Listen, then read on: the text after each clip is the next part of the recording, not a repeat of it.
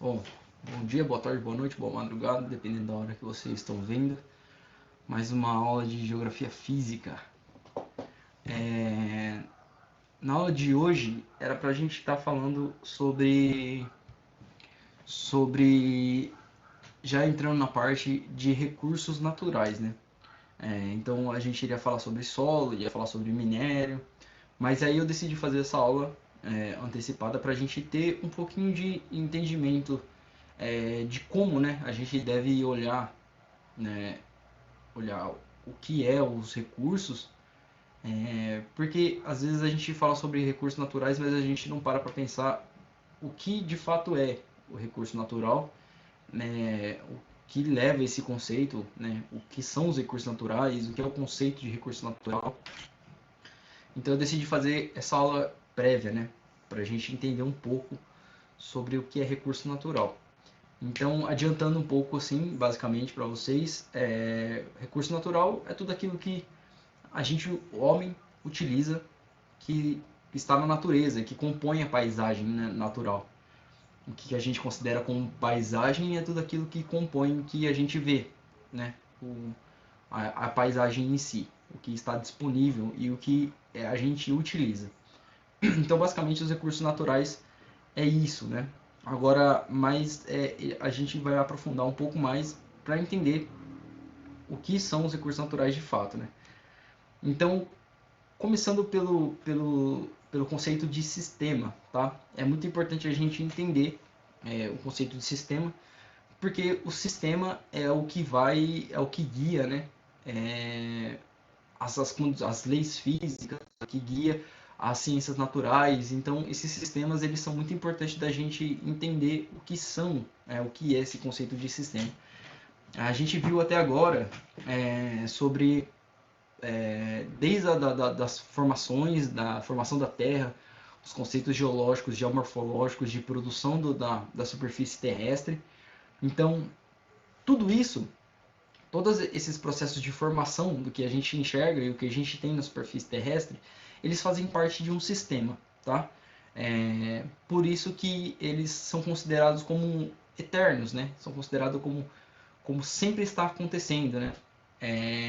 Então a gente viu alguns conceitos dentro da geologia que nos levam a isso, né? O que entender, né? O sistema gradualista da coisa, o como entender esses processos, né? Então a gente sabe que a geologia, ela, como que ela faz para entender como surgiram determinados tipos de anomalias na superfície terrestre, no relevo terrestre. Então ela utiliza do que acontece nos dias atuais, né? Então ela vê lá dentro do conceito de estruturalismo, ela vê lá o que acontece nos dias atuais e ela tenta aplicar isso a tempos remotos, né? Então a gente consegue entender como que surgiu, por exemplo, a Cordilheira dos Andes, que surgiu há milhares de anos atrás, há muito tempo atrás, mas que hoje a gente entende e a gente consegue explicar como que se deu, né, o erguimento da Cordilheira dos Andes através do processo de orogenia. Então tudo isso faz parte de um sistema, né? Agora a gente vai entender um pouco, né, o que é esse sistema, né? Então, o sistema, o conceito em si, ele é um conjunto de elementos que se relacionam entre si e compõem um todo organizado. O que significa isso? Significa que quando você tem um todo, e esse todo ele tem um funcionamento, né, entre si. Ele tem um funcionamento interno e também ele pode ter umas relações externas, né? Mas ele tem um funcionamento e esse funcionamento se dá na relação entre as partes dele. Então, por exemplo, se a gente pega o nosso corpo humano ele é um sistema orgânico, ele é um sistema biológico. E dentro da gente existem órgãos diferenciados que juntos eles funcionam, né? Funcionando juntos, eles conseguem nos dar a vida, né? Eles conseguem fazer com que o nosso corpo funcione. Pode ter casos de que falte algum órgão? Pode. Isso também não vai impedir de uma pessoa ser uma pessoa. É, mas então, nesse exemplo, também pode ter sistemas que podem ter alguma coisa que falta, alguma coisa que sobra, mas eles vão de maneira organizada, esses elementos, né, essas partes, de maneira organizada, elas vão fazer com que esse todo funcione. Então esse é o conceito de sistema, né? Então todo sistema vai ser um todo organizado, tá? Então todo sistema, além de ele ter um todo organizado, ele também vai ter um objetivo de funcionamento. Ou seja, nossos órgãos funcionam para que a gente tenha vida, né? Se a gente for pegar, por exemplo, o sistema operacional do computador, ele vai funcionar, ele vai ser o arranjo, né? Ele vai ser o objetivo final para que a gente consiga, por exemplo, usar o computador. Você que está assistindo a aula, você tem o celular, ele é um sistema, então todas as peças eles se encaixam e eles têm um propósito final, um objetivo, né? Então isso também é muito importante da gente saber, que o sistema ele não existe por si só, ele tem um objetivo, né, final da coisa. Então, esses elementos que compõem esse todo organizado, que fazem compor um sistema, eles a relação entre eles é chamada de sinergia. Então, as peças, né, pequenas peças de um quebra-cabeça, quando eles se encontram, essa relação que acontece entre eles é chamada de sinergia, tá?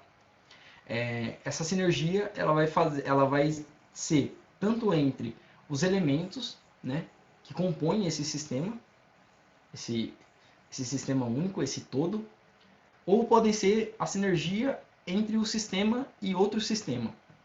Por que eu estou dizendo isso? Porque a gente tem alguns tipos de sistema. O que a gente vai considerar aqui? O sistema aberto e o sistema fechado. O que significa esses termos, né? O sistema aberto é aquele sistema que eles vão ter essa sinergia, essa troca, né? Seja ela material, ou seja de energia, enfim. Ou seja, uma questão, se a gente for pensar nas ciências humanas, uma relação de influência, uma relação política. Então, esses sistemas abertos são sistemas que eles são únicos, né? Fechados não, desculpa. São sistemas que eles são um todo e eles se relacionam com a parte externa, ou seja, com outros sistemas, tá? Então a gente considera isso como um sistema aberto. E o sistema fechado é o sistema que ele tem apenas ele funciona apenas por si só, ele não tem influência de um outro sistema externo, tá? E as outras classificações também que é importante da gente saber é que existem também os sistemas físicos e os sistemas conceituais, né? Quando a gente fala sobre os sistemas físicos, a gente está falando sobre os sistemas que a gente vai utilizar na aula de geografia física. Além dos sistemas conceituais também a gente utiliza, mas o importante é da gente entender como funcionam esses sistemas físicos, porque esses sistemas físicos são sistemas que basicamente eles compõem um todo e existe entre as partes dele uma relação de troca de matéria e energia. Como assim uma troca de matéria e energia? A gente viu até as aulas atrás que existem esses sistemas que são sistemas que eles funcionam infinitamente e que eles vão influenciar na formação da estrutura da superfície terrestre, tá? Então, como que eles fazem isso, né? Como que isso se dá? Então tem lá o movimento da placa tectônica. O movimento da placa tectônica ele vai ter determinados momentos que elas vão se encontrar, vai ter o movimento de processo de orogenia. Esse processo de orogenia, para ele acontecer, ele vai sofrer um exemplo, né? Ele vai sofrer uma pressão muito grande, uma força muito grande que vai fazer com que a superfície terrestre se erga, né? Se erga. Tem uma fissura e surge ali uma cordilheira, por exemplo, a Cordilheira dos Andes. Então, qual que é a relação de troca de energia, né, que existe, né? Então, vai existir uma troca de energia ali que vai fazer com que essa superfície ela se eleva. Ou até mesmo em relação a trocas de matérias, tá? Que a gente vai ver dentre as estruturas da Terra como que isso funciona. Então, os sistemas físicos, eles são esses sistemas que a gente considera dentro das ciências naturais. Então, são as relações de troca de energia. Outros exemplos de sistemas físicos que a gente conhece e a gente vê na escola, a gente vê no cursinho e tudo mais.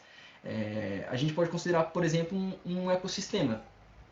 Um ecossistema ele é um sistema que vai ter uma relação tanto entre o solo, a relação entre as plantas, a relação entre os animais, que vai ser uma troca de energia e matéria. Os animais comem outros animais, e isso tem uma troca de matéria e energia.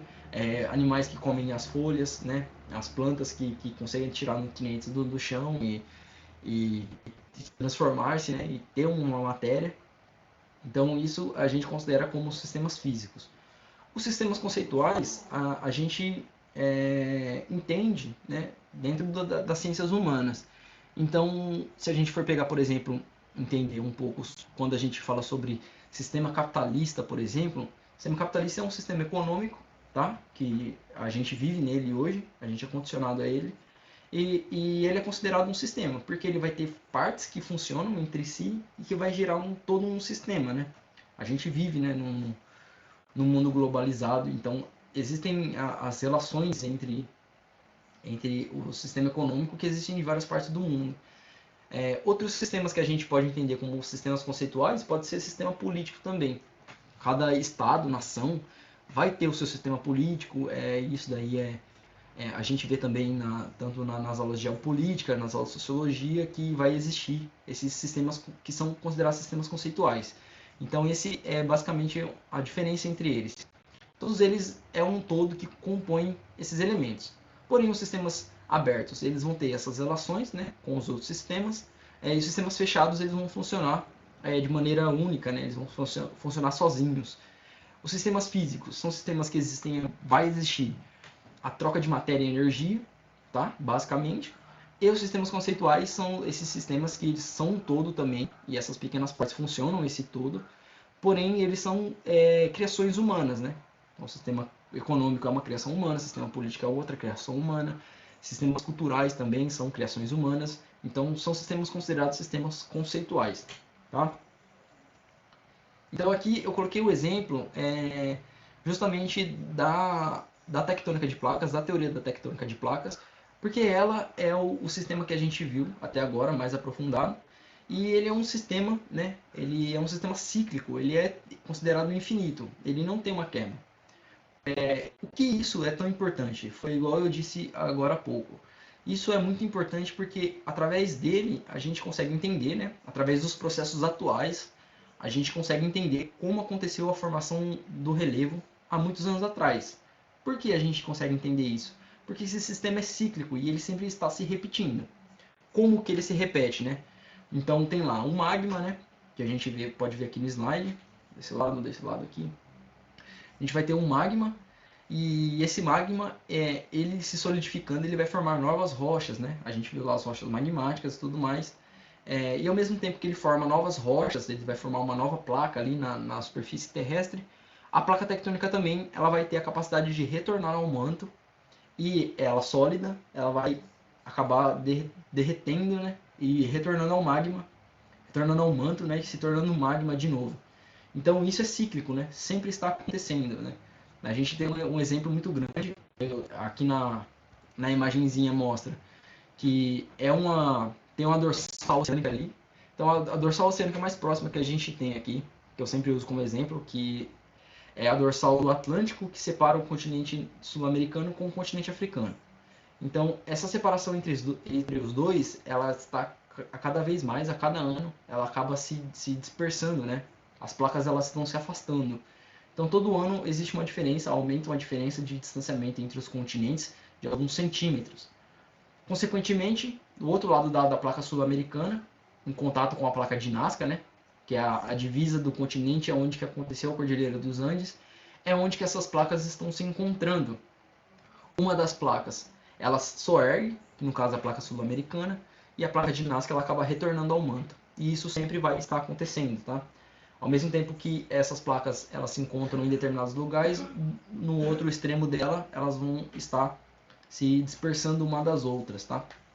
Então esse movimento é como se fosse um sistema, né? Um sistema de formação rochosa, um sistema geológico que está acontecendo e sempre vai estar acontecendo. Porém, ele não acontece de maneira sozinha, né? Ele não, o sistema geológico ele não é separado dos outros sistemas, né? Então é por isso que eu quis iniciar essa aula falando sobre o conceito de sistema. Por quê? Porque a gente sabe que vai existir outros fatores que vão influenciar a superfície terrestre, tá? Na formação da superfície terrestre. O que tem na superfície terrestre? Ela vai ser um conjunto de elementos, tá? Que a relação entre si vai fazer com que haja a vida na superfície terrestre.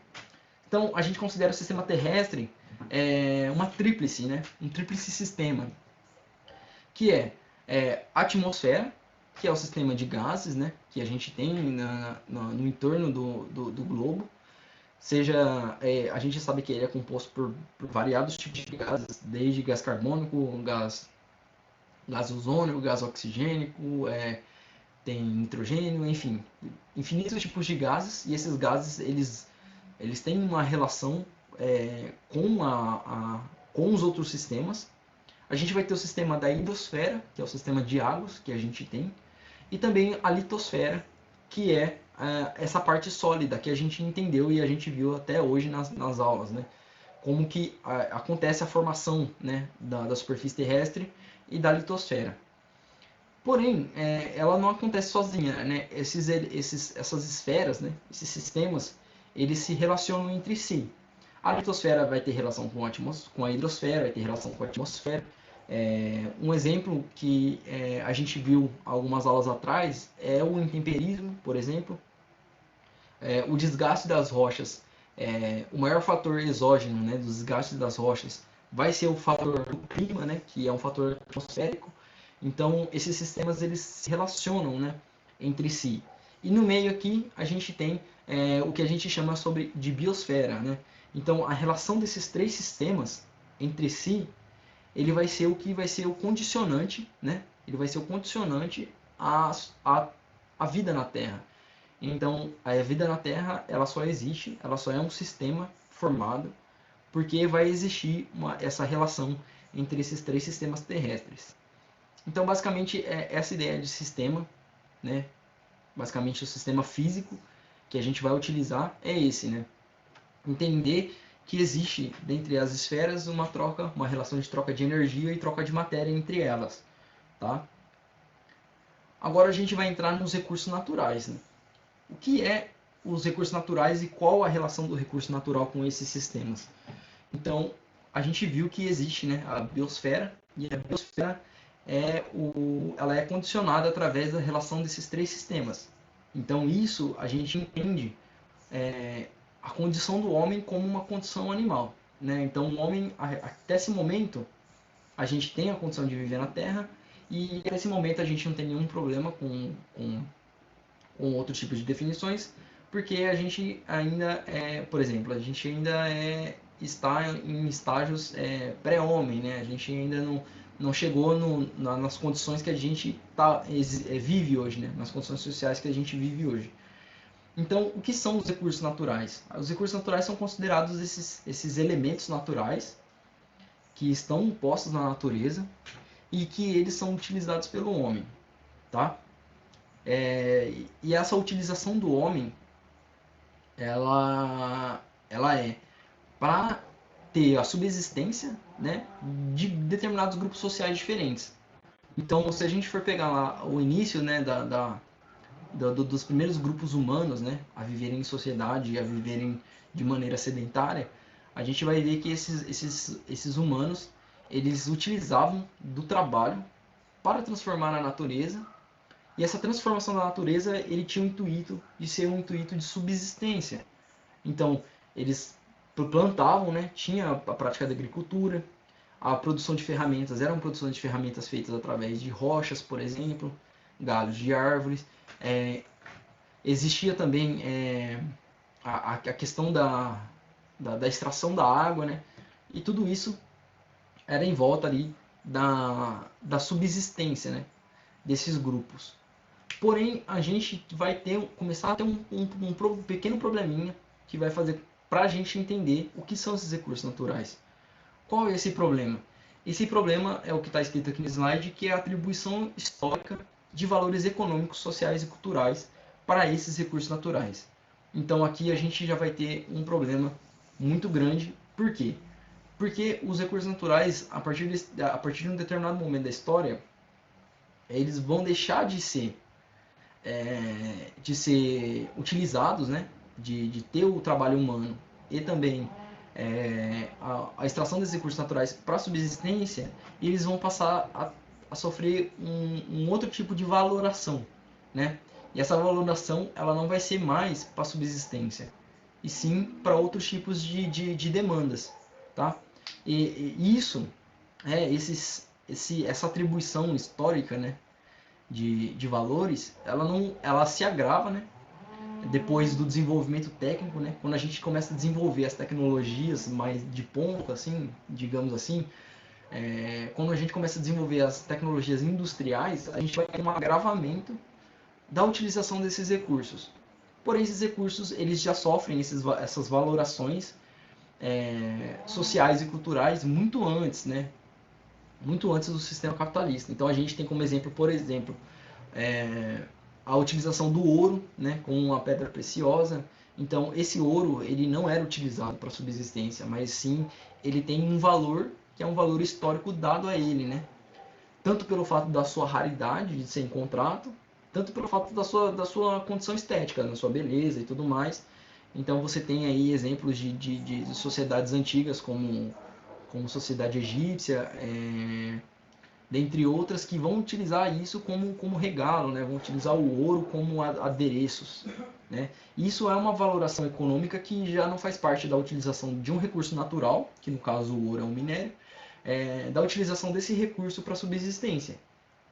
Então aqui a gente vai ter um problema, porque quando a gente chega no desenvolvimento industrial da sociedade, esse desenvolvimento industrial ele vai começar a ter um ponto-chave. E esse ponto-chave ele é a produção em massa, tá? Então, se a gente for olhar, né, vocês estão aí assistindo essa aula, se vocês olhar ao redor de vocês, tudo que vocês têm ao redor de vocês são frutos, né, de uma produção industrial, uma produção em massa. Vocês estão assistindo essa aula provavelmente através do celular, através do computador, que são produtos industriais. Vocês comem produtos industriais, então vocês vestem, né, produtos industriais. Então tudo isso faz parte de um agravamento da relação do uso desses recursos naturais. Aí, a partir desse momento, quando a gente tem o desenvolvimento do sistema capitalista e do sistema tecnológico, que é quando surgem as indústrias, e as indústrias começam a produzir em massa, a gente vai ter a inserção dentro dos recursos naturais a questão monetária. Então, nos dias atuais, a gente considera um recurso natural aquele recurso que existe a lucrabilidade na sua extratividade. Ou seja, como assim lucrabilidade?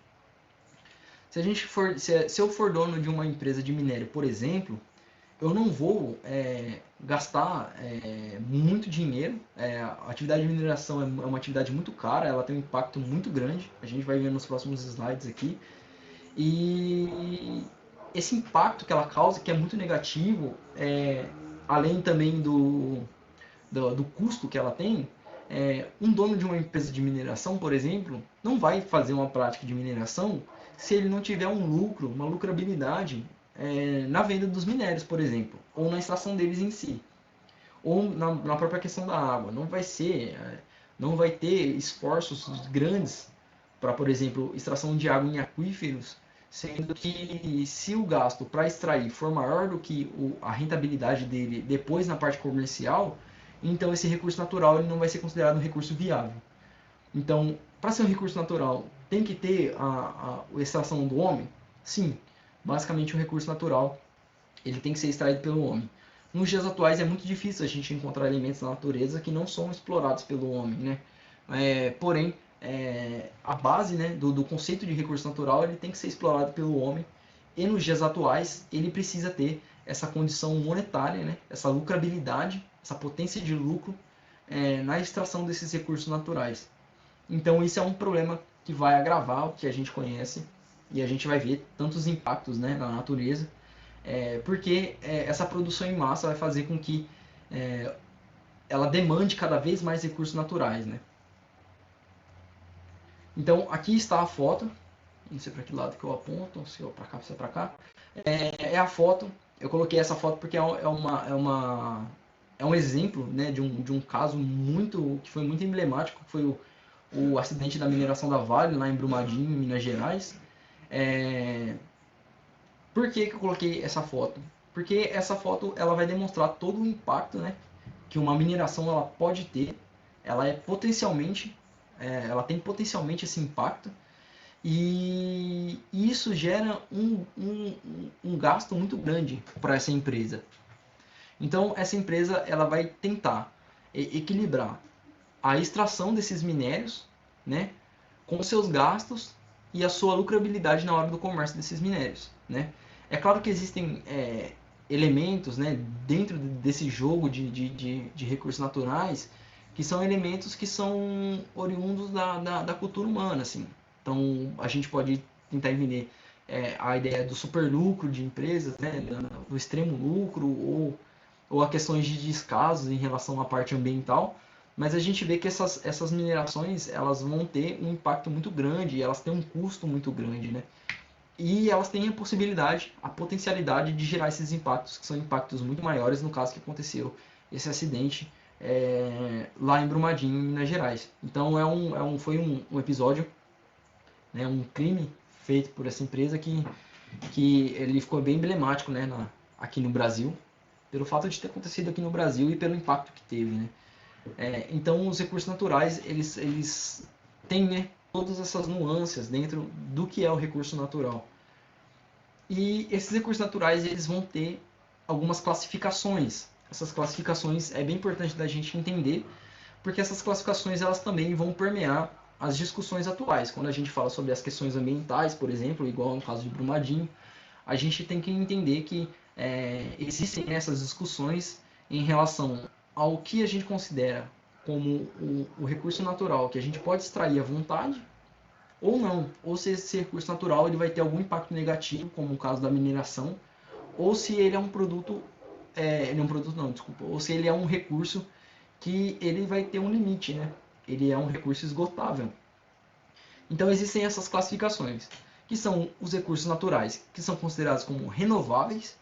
O que são os recursos renováveis? São os recursos que a gente vai ter certeza de que esses recursos eles não vão acabar, né? Então a gente pode ter os sistemas, né, de produção de, de produção em massa, utilização em massa desses recursos, mas a gente sabe que esses recursos eles têm uma capacidade de renovação muito rápida, ou eles não acabam mesmo, assim. Eu coloquei aqui dois exemplos, existem mais exemplos, mas eu coloquei dois exemplos, que é o caso da energia solar e o caso da energia eólica, né? Por que eu coloquei eles como renovável? Porque esses dois recursos, a gente sabe que ou vai demorar milhões de anos, ou precisa acontecer um acidente muito grave, para que esses recursos sejam esgotados, né? Esgotados não porque eles não vão ser esgotados, né? Mas tem que acontecer uma catástrofe muito grande para que, por exemplo, a Terra pare de receber luz solar. E provavelmente se ela parar de receber luz solar, a gente não vai estar vivo para ver. Então, por isso que ele é considerado como um sistema renovável, tá? Então, igual eu falei, se parar de receber luz solar, a gente não vai estar aqui para ver. Isso também faz parte da relação entre os sistemas da Terra, né? Se a gente parar de receber luz solar, provavelmente a gente vai ter uma modificação entre o sistema da litosfera, entre o sistema da atmosfera, entre a hidrosfera. Então a gente vai ter umas mudanças muito grandes e isso também vai impactar no que a gente conhece como a biosfera também, né? Que são a parte da vida na Terra. A gente tem os recursos, que são os recursos potencialmente renováveis. Por que potencialmente renováveis e por que eles são classificados isso de uma maneira diferente? Porque existe um grande problema nesse conceito de saber se é renovável ou não. Por quê? Porque a gente considera um recurso renovável quando ele tem a natureza tem capacidade de repor esse recurso para a utilização humana. Então, a água, ela vai ter a capacidade de reposição dessa água? Sim, ela tem.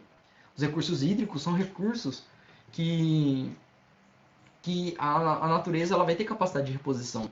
No caso, eu coloquei a pesca aqui como um exemplo da gente utilizar também elementos da biosfera como recursos humanos. Então, a questão da pesca também é um recurso renovável? Sim, os peixes eles se reproduzem, né? Então, a extração da madeira também é um recurso renovável? Sim, a madeira ela também tem capacidade de reprodução, as árvores crescem, tudo mais. Porém, existe um grande problema que é o que vai justificar esse potencialmente renovável antes dele. Por quê? Porque dependendo da velocidade com que a natureza exige para repor esses elementos, esses recursos na natureza, é justamente o cuidado que a gente tem na forma que a gente extrai esses recursos. Então, se a gente tem uma extração muito mais rápida, muito mais avançada do que a natureza tem a capacidade de reposição, então esse recurso ele já deixa de ser renovável. Isso pode acontecer com o recurso hídrico? Pode. Por isso que o recurso hídrico é considerado como potencialmente renovável e não renovável em si. Então, se a gente tem uma extração muito maior do que a capacidade de reposição da natureza, então esse recurso ele deixa de ser renovável e ele passa a ser não renovável porque a gente está fazendo um mau uso dele. Além disso, tem outras coisas que vai causar impacto também nesses recursos que são potencialmente renováveis, que a gente sabe que são os impactos ambientais. Então, no caso dos recursos hídricos, a gente sabe que a gente tem que ter a preservação de mananciais, a preservação de cursos d'água, com matas ciliares. A gente sabe que também tem os impactos em relação ao dejeto, né, ao lixo, né, que é jogado, né, em cursos d'água. Todos os impactos ambientais que a gente já conhece, né, que a gente vive aí no dia a dia, eles podem agravar e eles podem diminuir a capacidade de reposição desse recurso, tornando esse recurso claramente não renovável. Eu gosto de falar bastante sobre a questão do recurso hídrico, porque a questão do recurso hídrico é algo que é fundamental no território brasileiro. Assim. O território brasileiro é considerado hoje um dos, se não o mais, né, o maior possuidor de recurso hídrico extraível, né, utilizável do mundo, tanto na questão dos mananciais, das águas superficiais, tanto nos aquíferos. Né? A gente tem o aquífero Guarani, Guarani é onde que a gente está, né? Na parte aqui do sul do Brasil, pega também uma parte da Argentina, Uruguai, que é o aquífero Guarani. Ele é um dos aquíferos de maior extensão do mundo, não em volume, de extensão. E também a gente tem o aquífero Walter do Chão, que fica lá embaixo da bacia hidrográfica do Amazonas, que esse sim, ele é o maior aquífero em volume de água do mundo, né? Então a gente tem essa disponibilidade hídrica muito grande e mesmo assim em determinadas regiões a gente ainda passa por escassez hídrica. Por que essas escassez hídricas ocorrem em determinadas regiões? Na maioria delas é justamente por causa da utilização humana e da má utilização humana. A gente teve um exemplo aí alguns anos atrás que aconteceu na capital de São Paulo, que existe uma escassez hídrica lá, que os reservatórios que abastecem a cidade, a capital de São Paulo, estavam abaixo do nível e muitos bairros de São Paulo teve problema com abastecimento de água. E uma coisa que está acontecendo dentro do território do país que possui a maior disponibilidade hídrica do mundo. Então, o mau uso faz com que essa questão dos recursos serem renováveis ou não, uma linha muito tênue entre eles. Por isso que eles são considerados potencialmente renováveis e não renováveis em si, como a energia solar, no caso, que é uma energia que a gente sabe que nunca vai acabar, e se a energia solar acabar, a gente acaba junto. Então a gente não tem o porquê se preocupar com a escassez da energia da luz solar, por exemplo. E o último, que são os recursos considerados não renováveis. Por que os recursos são considerados não renováveis? Porque eles, por mais que a gente tenha todos os cuidados nas suas extrações, a gente sabe que a natureza ela não vai ter tempo hábil para repor esses recursos para a utilização humana. E um grande exemplo deles são os recursos minerais, que os recursos minerais, a gente viu nas aulas passadas que a formação, né, das estruturas geológicas elas demoram milhares e milhares de anos. Por isso que a gente utiliza o tempo geológico para entender a geologia e não o tempo histórico, né? Que no caso é um tempo da cultura humana. Então a gente considera aí o ser humano, né? O Homo sapiens sapiens, organizado em sociedades e tudo mais, vivendo na Terra aí com datações de 15 mil anos, né? Num período de 15 mil anos, uma rocha ela não começou a nem sequer dar início de transformações, por exemplo. Então, essas modificações que as rochas passam e que geram esses minérios, que é utilizado pela gente, por exemplo, o minério de ferro, o alumínio, né, que vem da bauxita, o próprio ouro, né? Todos esses minérios são formados através de um processo extremamente lento que demora milhares e milhares de anos e que que a cultura humana ela não tem capacidade, né, de observar isso em vida, né? Então, por isso que a gente considera como não renováveis, porque a gente vai extrair e a gente sabe que se a gente extrair tudo, a gente não vai ter de novo, porque a gente não vai ter tempo de vida suficiente para esperar com que os sistemas geológicos, os processos geológicos refaçam esses minérios, né? Então, por isso que eles são considerados como não renováveis.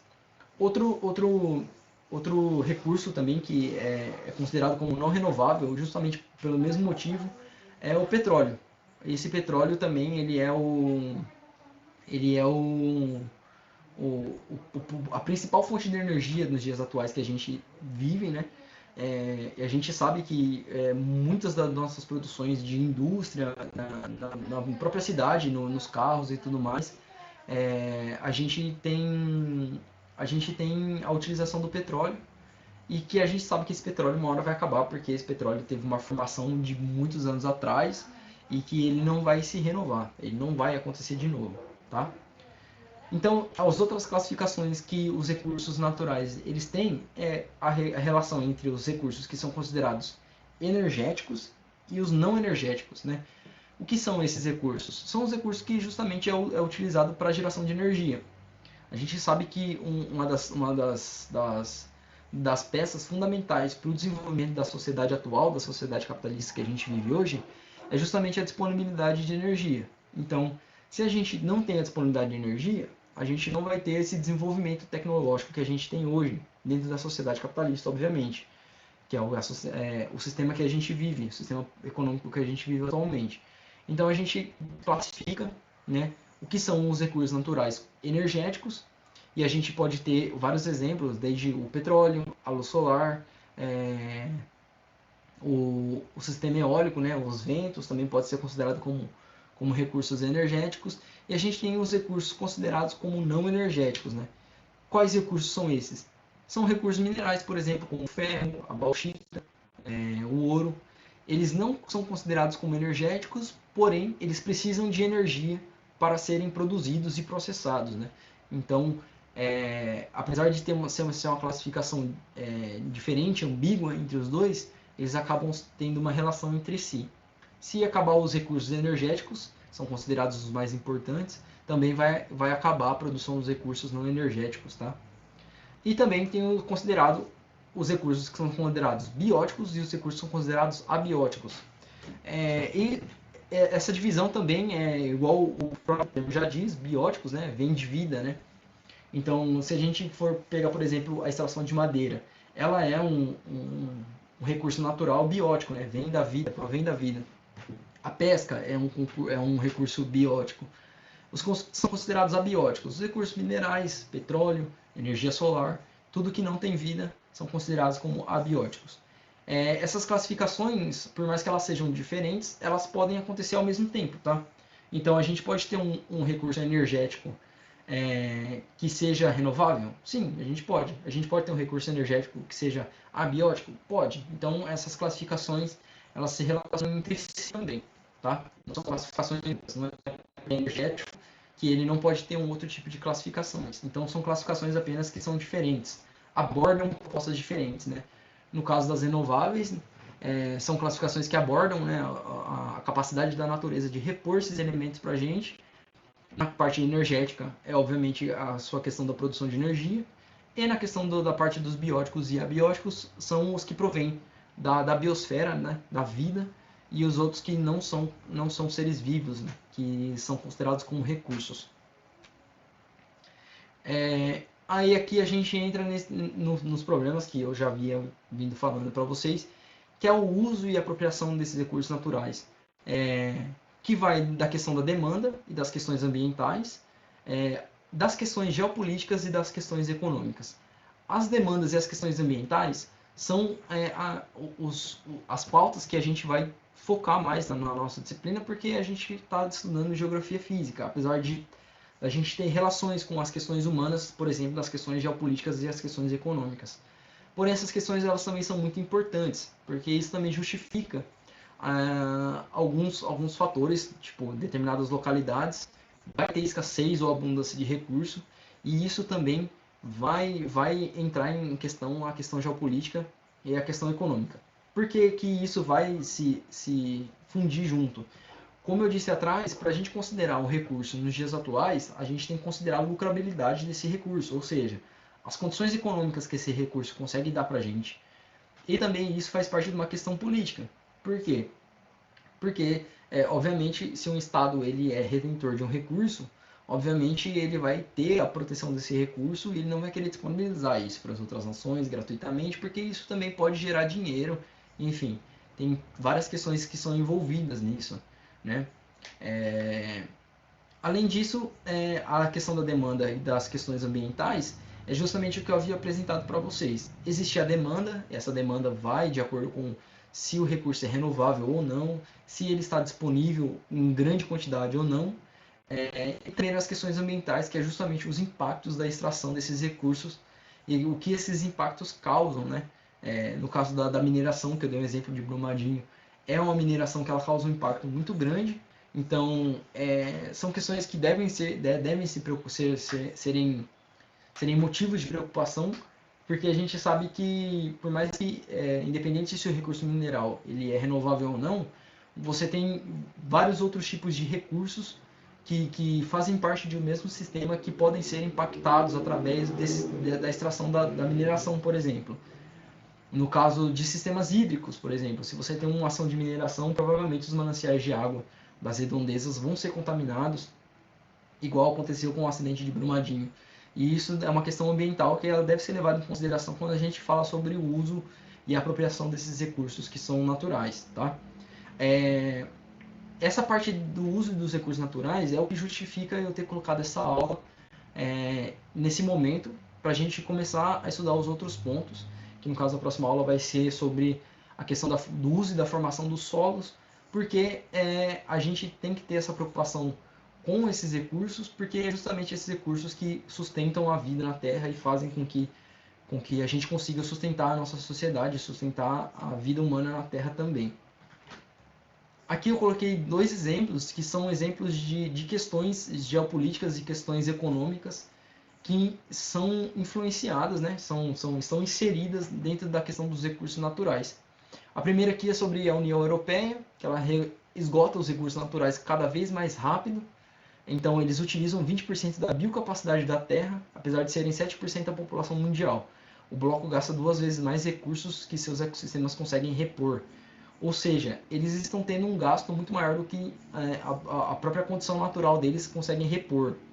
E eles têm um outro problema em relação às outras regiões do mundo, que a população deles é muito baixa pelo tanto de recursos que eles demandam. Então isso é um problema que tem que ser discutido dentro da geopolítica e da questão econômica, e por isso que a União Europeia também ela é uma região que ela sofre tantas críticas em relação à sua história e às suas atitudes atuais em relação à colonização, hoje considerado como também relações de imperialismo, que isso também tem a ver com a exploração dos recursos naturais. Os europeus não vão sair da Europa porque eles querem, né? Porque isso faz parte de uma loucura deles ou tudo mais. Isso também tem um fundamento dentro dos recursos naturais que é muito importante da gente entender também. Outra notícia que eu coloquei aqui que eu também achei muito interessante são em relação às guerras hídricas, né? Então a gente vê no Oriente Médio que é uma região que naturalmente já passa por um problema de escassez hídrica em algumas regiões. Tem a disponibilidade de água, porém essa disponibilidade de água ela é limitada a apenas algumas regiões e que o processo de desertificação no Oriente Médio é um processo que ele é praticamente massivo, né? Porém, essas regiões que têm a disponibilidade hídrica, elas não querem, né, disponibilizar gratuitamente, obviamente, essa água para outras regiões. Então, isso acaba gerando conflitos de guerra entre esses países, né, do Oriente Médio. Aqui no exemplo, os pesquisadores, né, um estudo que eles observam, né, essas secas, esses regimes instáveis de disponibilidade hídrica em relação à Síria e o Iêmen, né? Então que esses conflitos, né, eles acabam impactando de como essas sociedades elas se organizam. No caso aqui ele fala como o Estado Islâmico se expande nessas regiões, né, e como eles também influenciam dentro dessas questões geopolíticas de relações de conflitos para a demanda e a disputa dos recursos hídricos, tá? Então essa foi a nossa aulinha de hoje. Espero que vocês tenham entendido, aproveitado. Se vocês tiverem alguma dúvida, vocês têm o meu contato, tá? Tanto aí no grupo, quanto através do Classroom também, vocês podem me escrever lá. E logo mais eu vou postar também a aula de... Eu vou tentar dar uma adiantada e postar a aula sobre a formação dos solos, tá? Que seria a aula que seria hoje, mas eu decidi fazer essa aula antecipado para a gente ter um entendimento mais ou menos de como funciona e como que a gente utiliza esses recursos como esses recursos naturais, né, em prol da sociedade humana. Então, o cheiro, até a próxima.